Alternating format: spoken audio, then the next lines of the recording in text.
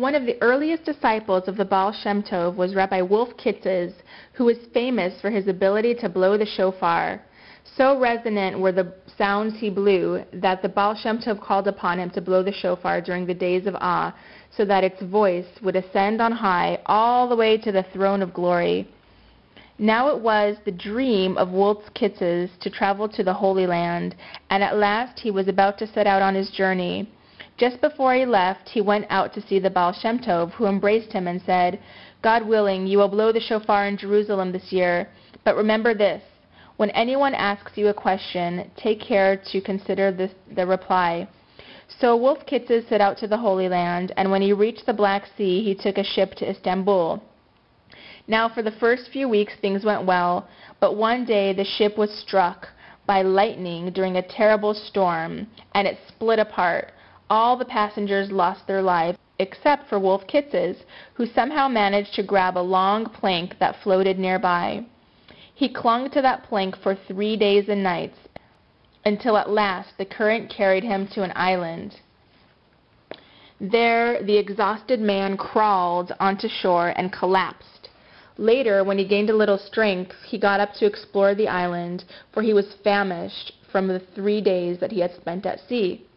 Now the island seemed to be deserted, and he didn't find any fruit or anything else that he might eat, although he did find a freshwater brook that satisfied his thirst. Following it to its source, he discovered a spring, and there beside it was a magnificent mansion, a palace far greater than that of any king. Wolf made his way to the door of that mansion and used the last of his strength to knock on the door. To his surprise, the door opened by itself, although no one appeared to be there. At first, he stood in the doorway and called out, but no one replied, so he decided to see if anyone lived there. He walked through the halls, opening every door.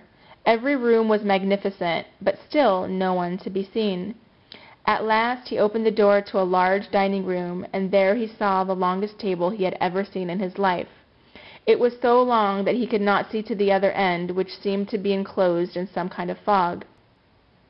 At another time he might have wondered about this, but at the moment all he noticed was that there was a place setting at the table, although there was no food to be seen. When he came closer to the table, Wolf saw that 2 precious objects had been placed there.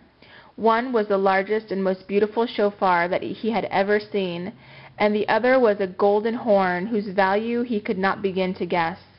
He stood before the 2 precious objects and wondered which one he should examine first.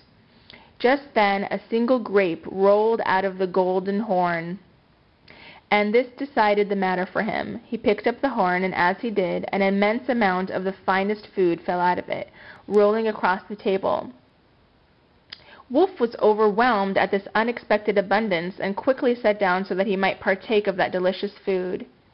He pronounced the blessings before eating, and just as he was about to take his first mouthful, he heard a deep voice that seemed to come from far inside the table.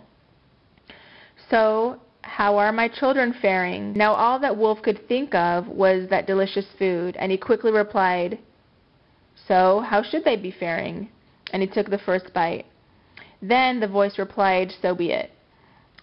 At that instant the fog lifted. Wolf was able to see the other end of the table, but there was no one there.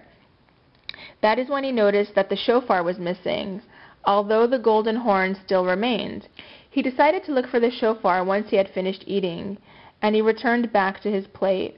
But each time he lifted his head, it seemed that the table had grown smaller. When he had eaten his fill, he looked down and saw that the table was no bigger than a plank.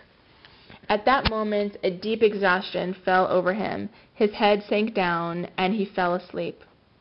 All at once, Wolf was awakened by cold water washing over him, and when he opened his eyes, he found himself back in the sea, still clinging to the plank. And he could not decide if his visit to that mysterious mansion had been a dream or if it had really taken place. But then he realized that he was no longer famished. He knew that some kind of miracle had occurred. Not long afterwards, a fishing boat found him floating in the sea and brought him back to shore. Then he knew that he must not attempt to continue on his journey to the Holy Land, but must return to the Baal Shem Tov to tell him what had taken place.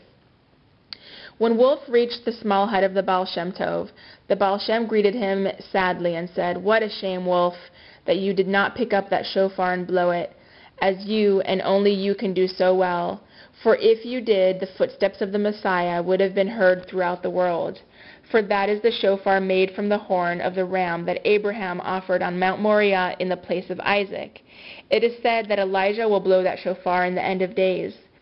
And it was within your grasp to do so, so that all our waiting would come to an end. Or at least if you had held on to that golden horn, hunger would have been banished from the world, for that was the horn of plenty, and if you had brought it back, no one would ever know hunger again. Or if you had replied otherwise to the question that was asked of you, and told the Holy One, blessed be He, about our suffering in this world, surely everything would have been different.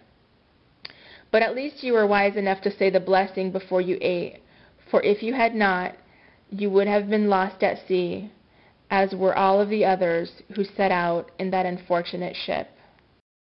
This story comes from Gabriel's Palace, Jewish Mystical Tales, selected and retold by Howard Schwartz.